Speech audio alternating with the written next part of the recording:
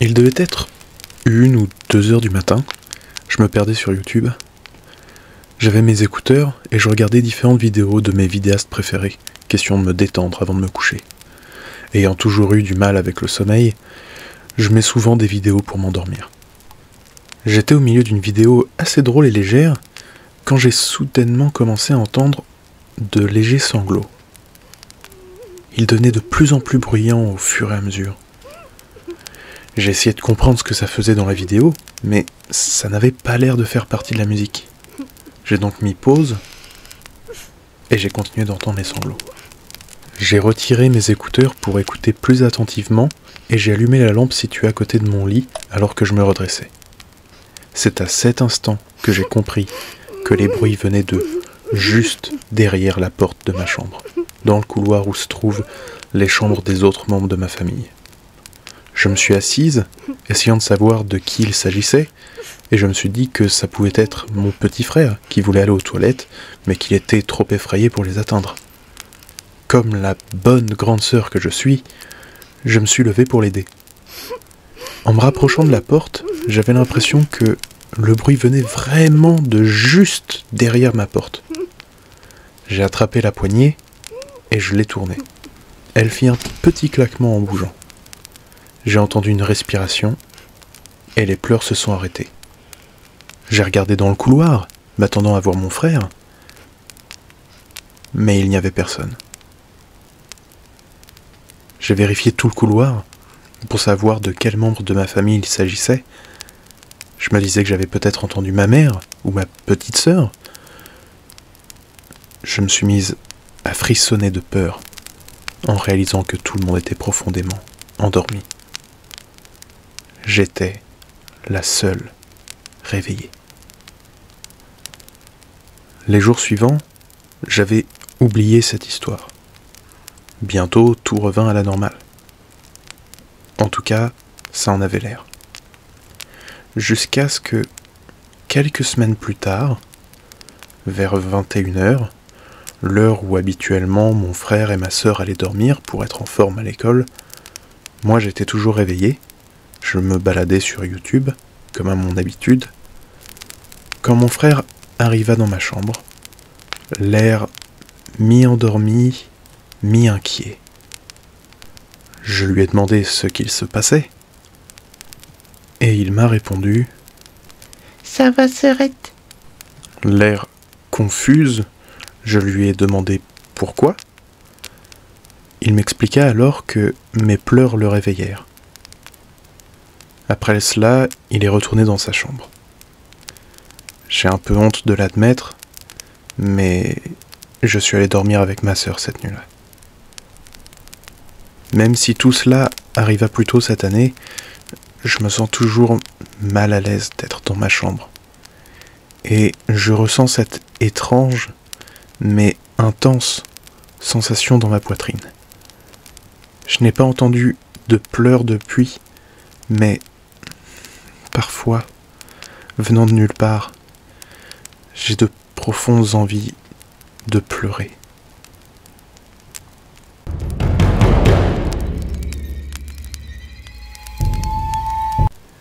Pour commencer, je dois avouer que j'adore acheter des produits de seconde main. La moitié des affaires dans ma chambre et dans mes placards sont de seconde main. Cela étant dit, je n'ai jamais rien vécu de la sorte auparavant, et l'année qui s'est déroulée depuis ces événements a été sans expérience étrange. Bon. Alors que je faisais du shopping, un jour, je suis passé devant quelque chose qui me parut assez cool. Une fleur séchée sur une vieille feuille de papier, avec une élégante écriture à la main, nommant scientifiquement la fleur. Le cadre autour semblait avoir été peint avec du vernis à ongles violet et était beaucoup plus grand que la feuille, laissant notre regard se noyer dans l'espace entre l'image et son cadre. J'aurais pu reposer ce cadre et partir, mais c'était une myosotis, et c'est ma fleur préférée. Alors j'ai payé les 3 $ pour ce cadre et 3 autres $ pour une photo plus récente. Mon idée de base était de prendre la fleur et le vieux papier et les mettre dans l'autre cadre pour l'accrocher. Mais dès que je suis arrivé à la maison, j'ai compris que ça n'allait pas se passer comme ça. Quand j'ai voulu ouvrir le cadre, je me suis rendu compte qu'il n'était pas simplement agrafé, mais qu'il était également cloué. Bon, j'aurais pu passer 45 minutes à tout enlever, mais je suis flemmarde, donc je l'ai accroché comme ça. Pendant 2 semaines d'affilée, toutes les nuits, le cadre tombait. Peu importe la façon dont je l'accrochais, pattes, clous, crochets, tous les matins, le cadre était par terre. Parfois même, il me réveillait en se décrochant. Parfois, en me réveillant, j'entendais des bruits dans les murs, comme un animal qui se baladerait. Je me levais, je mettais mon oreille contre le mur, essayant de suivre le bruit, pour dire à mon père ou regarder plus tard. Mon père n'a jamais rien trouvé, mais j'étais certaine qu'il y avait quelque chose qui bougeait là-dedans. Il a appelé un professionnel, mais celui-ci n'a rien trouvé. Il a laissé quelques pièges dans le grenier, dans le doute. Avant que j'explique la suite, laissez-moi vous décrire ma chambre. C'est une chambre plutôt grande, et comme mon lit était le long du mur opposé à la porte, la chambre paraissait encore plus grande. La fenêtre était juste au-dessus de mon lit, et je gardais les rideaux ouverts parce que j'aime la lumière naturelle, et j'aime aussi regarder la lune quand je dors. Il y a également une salle de bain collée à ma chambre, et liée à une autre chambre. Si vous allez au fond de la salle de bain, il y a une porte menant au grenier. Il y a beaucoup d'espace et je n'y vais que quand il le faut parce que tous ces petits espaces et ces zones d'obscurité menant à l'intérieur des murs, c'est flippant en fait. C'est là que le dératiseur a posé ses pièges. Je les vérifiais chaque matin et je n'y trouvais rien. C'était encore plus frustrant quand les bruits ont commencé à arriver plus tôt dans la matinée ou même à l'aube et de plus en plus régulièrement. Il y avait aussi cette horrible puanteur qui semblait venir des murs également. Et honnêtement, après 11 jours, je m'y suis habitué. Ça me dérangeait à peine. Je me rappelais à quel point ça sentait mauvais seulement quand quelqu'un rentrait dans la chambre et faisait des remarques sur l'odeur. Et la plupart du temps, il restait pas longtemps dans ma chambre. Après les 2 semaines, je me suis dit qu'il devait y avoir des ratons laveurs dans les murs.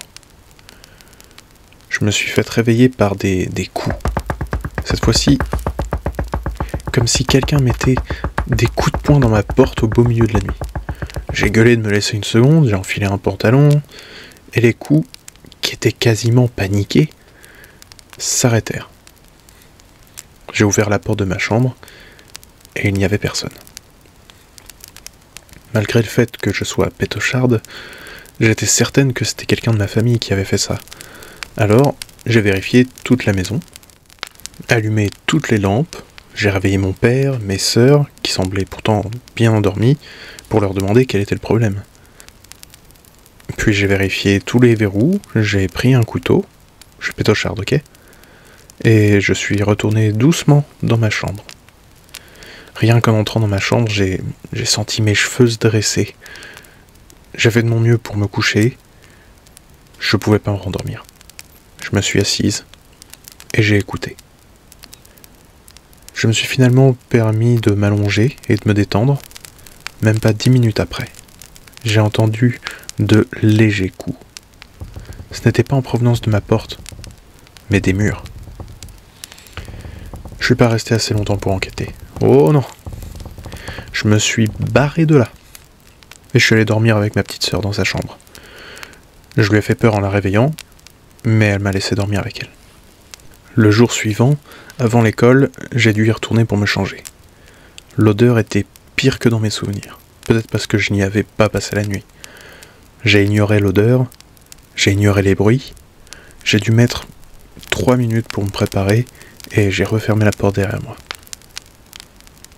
En rentrant des cours, je n'étais pas seulement effrayé, j'étais énervé. Si c'était une sorte d'esprit, comme je me disais que ça pouvait l'être, il avait rien à faire dans ma chambre. Comme si c'était lui le patron. Il ne pouvait pas me faire de mal si je n'avais pas peur de lui. Probablement. Alors, dès que je suis rentré à la maison, je suis directement allé dans ma chambre. J'ai fait du nettoyage, j'ai raccroché le cadre, j'ai éteint les lumières et je me suis assise sur le lit. J'ai patienté environ 1 heure avant que ça commence. Avant que quelque chose me fasse me redresser. Je ne pouvais pas exactement dire ce que c'était. Ce n'était pas comme s'il faisait plus froid ou plus sombre. Il y avait juste un peu de lumière qui passait sous mon volet et une guirlande sur mon bureau dans un coin. Mais j'ai ressenti qu'il faisait plus sombre. Est-ce que ça a du sens ? L'air paraissait plus lourd. Je me suis redressé, j'ai tendu l'oreille, jusqu'à ce que j'entende un petit coup. D'abord sur le mur, puis un deuxième, plus proche de moi, puis un plus loin, à côté de mon bureau. Alors, j'ai fait le truc le plus cliché possible. Bonjour ? Rien. Y a quelqu'un ? Rien. Même les coups se sont arrêtés. Puis, j'ai fait quelque chose que je regrette un peu. Parce que ça a confirmé ma théorie. Comme quoi, c'était pas un animal. J'ai dit, s'il y a quelqu'un, éteignez la lumière. J'ai pointé du doigt la guirlande sur mon bureau, mais rien ne se passa. Puis, juste après que je me sois senti bête de ma question, elle s'est éteinte. J'ai dit à l'esprit de partir, que c'était ma chambre, et qu'il n'y était pas le bienvenu. Et ça m'a fait du bien. L'air sembla s'alléger. Je suis allé en bas et j'ai mangé avec ma famille. Quand je suis remonté pour me coucher, le cadre était par terre. Cette fois, la chute avait cassé le verre et abîmé le papier. J'ai nettoyé, rangé, je me suis posé jusqu'à ce que je ne me sente plus effrayé, puis je me suis couché. Cette nuit fut la première et la dernière fois où j'ai eu une paralysie du sommeil.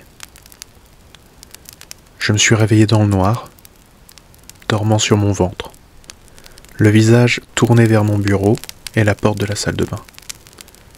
Je ne pouvais pas voir la porte de ma chambre, ou le mur où se trouvait le cadre. Au début, je n'étais pas paniqué. Je savais que je ne pouvais pas bouger, mais j'étais contente d'être sorti de mon rêve. Même si maintenant je sais plus ce que c'était ce rêve. Puis, je me suis rendu compte que je n'étais pas seul. Je ne voyais rien, mais je savais que je n'étais pas seul. Je pouvais ressentir la présence, une présence masculine. Je sentais l'obscurité dans la chambre qui se densifiait. Les ombres que projetait ma fenêtre bougeaient sur le mur et ça s'approchait de moi. J'ai fixé la porte de la salle de bain. Je savais que si je pouvais bouger ne serait-ce qu'un orteil ou un doigt, je pourrais partir d'un coup, je pourrais m'en aller. Mais je ne pouvais pas. Le lit se pressa des deux côtés, au niveau de mes pieds. Comme si quelqu'un y avait mis ses mains. Puis, petit à petit, ses mains invisibles sont remontées le long du lit. Je pouvais ressentir son souffle chaud sur ma peau. Alors que j'étais terrifié et toujours incapable de bouger, j'ai vu les mouvements du lit de mes propres yeux. C'était comme si quelqu'un s'appuyait dessus, mais il n'y avait rien. Et le souffle chaud était dans mon cou. Il toucha mes hanches. Ses mains étaient plus grandes que toutes les mains que j'avais vues. Ce n'était pas sexuel ou quoi, mais c'en était proche. C'était possessif. Je ne pouvais le voir, mais je le sentais. Je sentais ses intentions. Ce n'était ni agressif ni violent, mais c'était mauvais. Et surtout, c'était suffisant. Si j'avais pu voir son visage, il aurait été souriant. Cela me terrifia tellement que j'ai réussi à sortir de son emprise et à me précipiter vers la salle de bain. J'ai rejoint la chambre de l'autre côté et je n'ai littéralement pas pu m'arrêter de crier avant d'être en bas. Mon père et mes sœurs m'ont rejoint, terrifiés, et j'ai directement éclaté en sanglots. Je leur ai expliqué ce qui s'était passé et j'ai finalement repris mon calme. Ma grande sœur m'a vite dit que ce n'était qu'un rêve, une explication scientifique, logique, pragmatique. Mais mon père et ma petite sœur étaient plus prompts à croire une histoire de fantôme. Nous avons grandi en écoutant les histoires de la maison hantée de mon père, et aujourd'hui encore, nous y croyons. J'ai jeté le cadre une semaine après avoir passé toute la semaine à dormir sur le canapé. J'avais beaucoup réfléchi sur quand ça avait commencé, mais ce n'était pas tellement difficile à comprendre. Ce qui m'avait attaqué était lié à ce cadre. En le jetant, j'ai remarqué que l'intérieur du cadre était rempli d'une substance rougeâtre, gluante et dégoûtante. Ça puait atrocement, comme ma chambre puait. C'était quasiment impossible de le nettoyer. J'ai mis près d'une dizaine de minutes et je ne sais combien de litres d'eau. Il y a eu quelques autres événements étranges après que j'ai déménagé, mais 3 sont particulièrement notables. Le premier, après mon départ, mon père a transformé ma chambre en bureau. Et un de ses collègues y travaillait quand, soudainement, l'imprimante se mit à imprimer un dossier que ma petite sœur avait fait des années auparavant. Certes, cela pourrait être un simple bug, mais cette imprimante ne marchait plus. Mon père en utilisait une autre. Le deuxième événement, c'était alors que mon père et son collègue discutaient dans le salon. Ils ont entendu un grand choc et des cris. C'était le grand miroir très lourd de ma petite sœur qui était tombé tout seul, effrayant ma sœur et son ami. Son poids et sa chute ont fait dire à mon père que ça ne pouvait pas arriver par hasard. Le dernier événement arriva 2 semaines après le miroir. Mon père a fait une paralysie du sommeil. Il n'en avait jamais fait auparavant. Cela m'inquiète. Je me demande si, en partant, cette chose qui s'était attachée à moi ne serait pas restée et chercherait un nouvel hôte. Peut-être qu'elle s'intéresse à ma sœur, qui n'a jamais eu l'air aussi triste et faible que maintenant. J'espère qu'elle est en sécurité.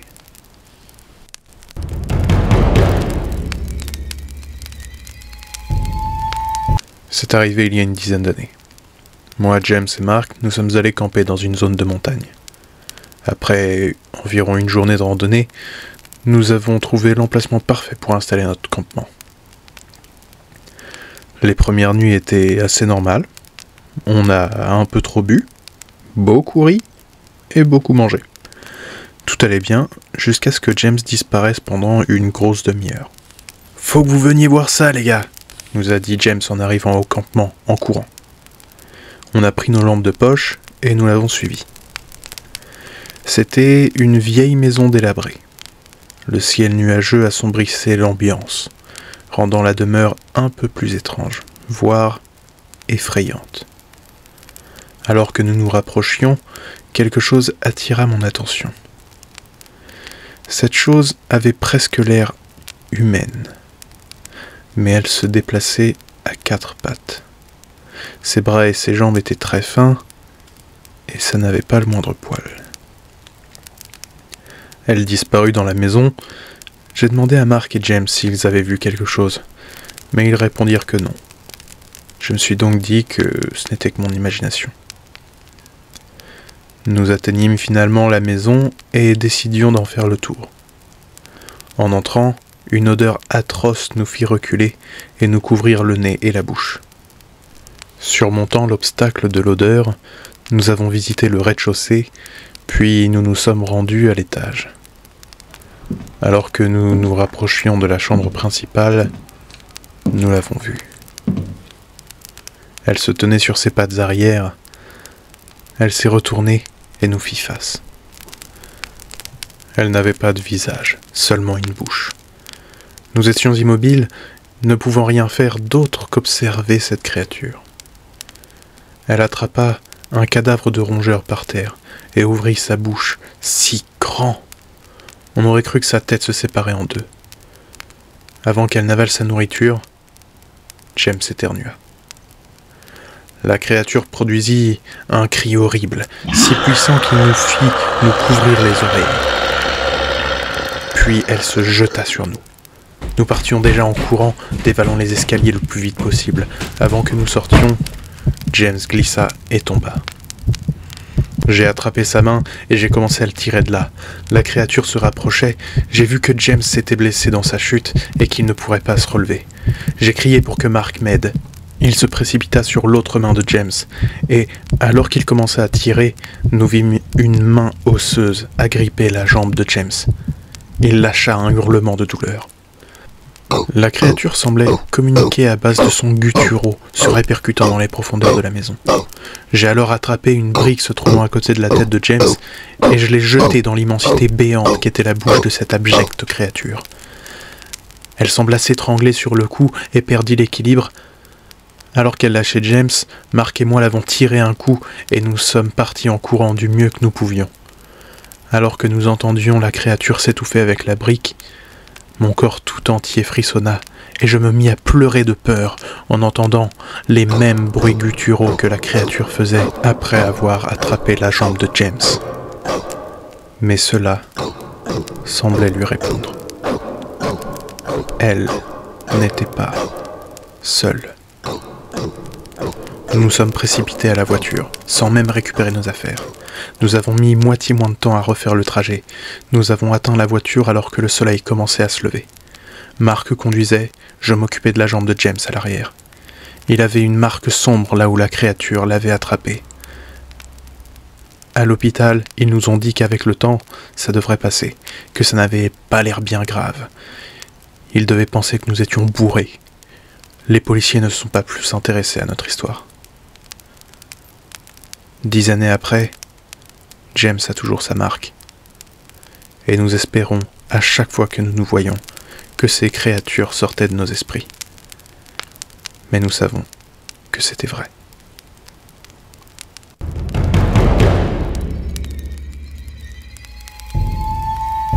J'ai lu beaucoup d'histoires de rencontres avec l'inexplicable, l'étrange, le paranormal. Des histoires surprenantes, ou parfois flirtant avec l'horreur. Je me suis donc dit que j'allais partager avec vous ma propre histoire. Les événements que je vais vous raconter se sont déroulés il y a de cela plusieurs années, mais elles sont encore gravées en moi. J'ai déménagé à plusieurs reprises durant mon enfance. C'est étrange d'y repenser maintenant que je suis adulte, et c'est surtout étrange de réaliser que ce que j'ai vécu dans cette maison ne m'a pas perturbé dans la construction de l'homme que je suis désormais. La maison dont je parle est la 3e dans laquelle j'ai habité. Après avoir quitté cette maison des horreurs, nous avons déménagé dans une ville où nous avons vécu une dizaine d'années avant de vivre dans notre maison actuelle. La maison que ma famille avait choisie était étrange. C'était ce que je pensais en tant qu'enfant, mais également en tant qu'adulte. Je n'ai jamais demandé pourquoi ils avaient choisi cette maison particulièrement, mais j'imagine qu'elle avait quelque chose. Elle était située dans ce genre de village où il y a une grande route qu'il traverse, et des maisons, ça et là. Cette maison était vraiment éloignée des autres. Elle se trouvait à peine dans le village. Elle avait l'air d'être nulle part, ou d'être ailleurs. Il y avait une route qui passait devant, un champ gigantesque devant, mais tout le reste, c'était que de la forêt. Dès le départ, je n'ai pas apprécié cette demeure. J'avais la sensation qu'il y avait quelque chose d'anormal. Mais, évidemment, n'étant qu'un enfant, on m'a dit que je m'habituerais à la maison, que c'était normal, que j'aimais l'ancienne et que je m'y sentais bien. C'était une grande maison, et par grande je veux dire que chaque pièce de la maison était énorme. Il y avait 2 grandes chambres, 2 salles de bain, une énorme cuisine et un salon tout aussi imposant.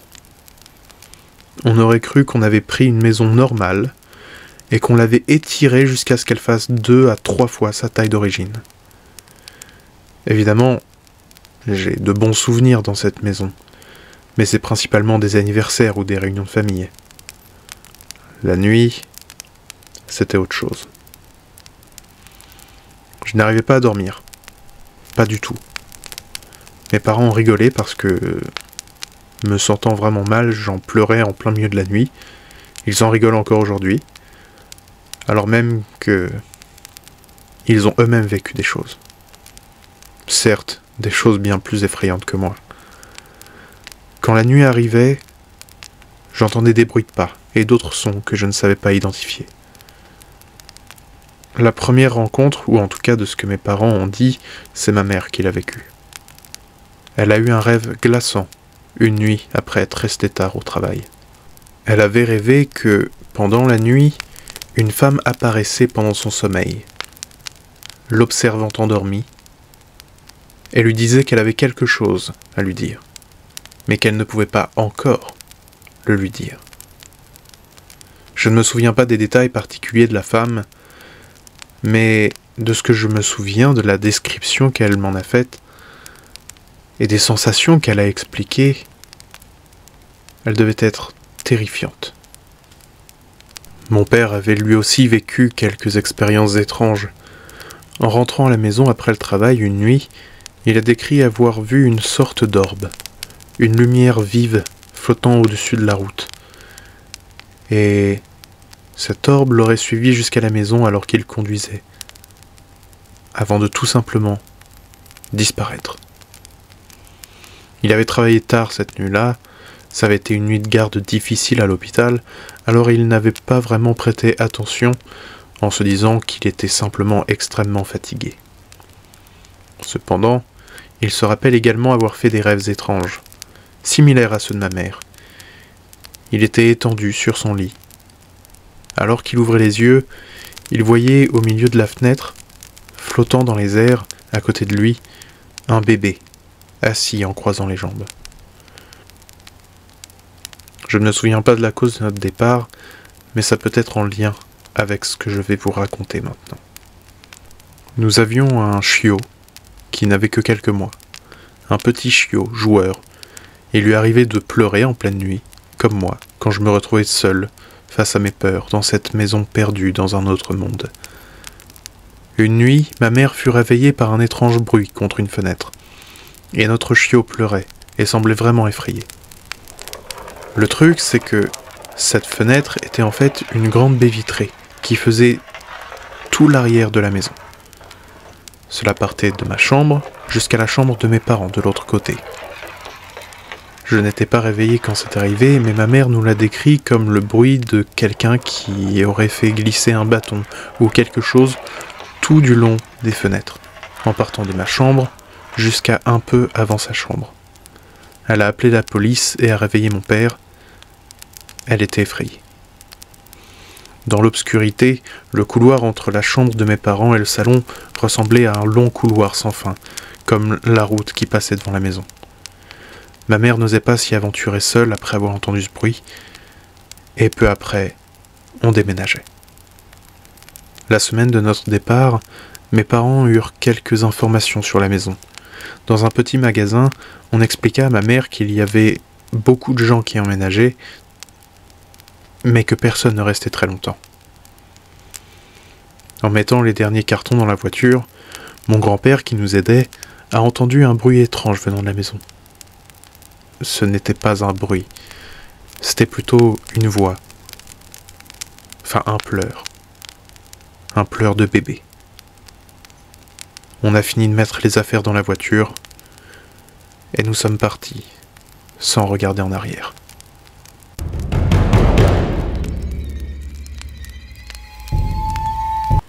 Je vais partager avec vous une des expériences les plus marquantes de ma vie. Tout a commencé avec un verre après une journée de travail. Je travaillais alors à Londres depuis quelques années. Avec un ancien collègue, nous sommes allés dans un pub proche du Waterloo Bridge. Je n'étais jamais venu ici et ce pub était assez agréable et tranquille. Il s'appelait le Savoy Tap, il me semble. Mon ex-collègue, appelons-le Tim, était arrivé avant moi et avait réussi à nous avoir une table dans un coin. Il n'y avait pas forcément énormément de place, mais on était bien installés. Après une première pinte, Tim est parti prendre les suivantes au bar. C'est à cet instant que je l'ai vu. Aussi étrange que cela puisse paraître, j'ai eu la sensation qu'il y avait quelqu'un entre moi et le mur. C'était impossible que quelqu'un soit passé sans que je m'en rende compte. Il aurait littéralement fallu me grimper dessus pour pouvoir passer. Je me suis retourné et, contre le mur, se trouvait une femme, environ la vingtaine, qui me fixait. Je savais que c'était un fantôme, mais elle n'était pas transparente. Je la voyais comme si c'était n'importe quelle autre personne dans le pub. Elle était habillée dans un style du milieu des années 80, un peu gothique, tout en noir. Elle me fixait, et j'étais immobile, glacé de peur. Puis, Tim arriva avec les bières. Je me suis tourné vers lui avec des yeux grands ouverts. Il m'a demandé ce qui se passait. Je lui ai demandé s'il a vu quelque chose à côté de moi. Il a répondu que non. Je n'ai rien dit, je voulais pas avoir l'air étrange. Rapidement, ce fut à moi d'aller chercher les bières. Alors j'en ai profité pour aller aux toilettes. J'avais dû grimper quelques marches pour les rejoindre, et à l'intérieur, il y avait quelque chose d'étrange. Je ne m'y sentais pas vraiment à l'aise. En sortant, j'ai essayé de sortir ça de ma tête pour profiter de la soirée, mais arrivé au bar, alors que le barman remplissait les pintes, j'ai demandé s'il y avait des choses étranges qui se passaient dans le bar. Il m'a regardé et m'a demandé si je l'avais vu à l'étage. Je lui ai montré la table où se trouvait Tim en lui disant que c'était là que je l'avais vu. Il parut surpris et m'expliqua qu'habituellement, les gens la voyaient dans les toilettes, avant de me raconter qu'une ancienne serveuse s'était pendue dans les toilettes du bar après un service dans les années 80.